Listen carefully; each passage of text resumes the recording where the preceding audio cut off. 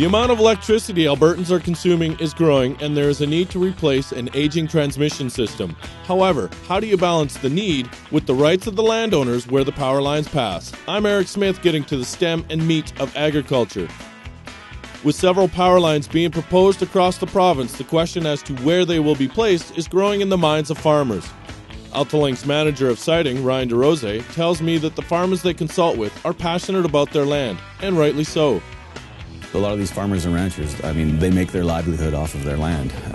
So anything that you propose out there that they aren't sure of what that impact is going to be on them is generally going to be concerning. They're very attached to their land. They live it, they breathe it, they work it. So as much as anything else, their general concern is that you are going to impact their ability to work their land and the intrinsic value of their land to them. Our efforts are as much to understand that and understand them and understand what their concerns are. He says this is why they must consult and listen to all of the concerns from landowners along their route. Routes like the Brooks development, which is pictured. DeRose says when citing a proposed line, it must follow several rules. A lot of the environmental constraints, as we would refer to them, are defined in legislation. So be it Species at Risk Act or the Alberta Wildlife Act.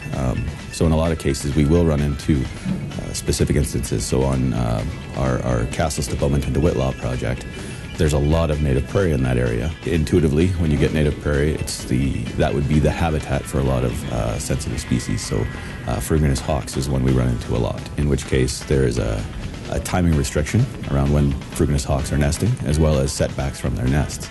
On CBW specifically, we worked hand in hand with Alberta Environment and Sustainable Resource Development to come up with solutions or mitigations for anywhere where we couldn't just absolutely meet the setbacks or the timing restraints or the constraints around timing of construction. We absolutely will take the feedback of all those agencies and try to incorporate that into the overall planning process. Farmers and the many other landowners can take part in the process by attending open houses on the various projects and by engaging AltaLink. For more information on how to have your say, go to www.altalink.ca. For Rural Roots Canada, I'm Eric Smith, getting to the stem and meat of agriculture.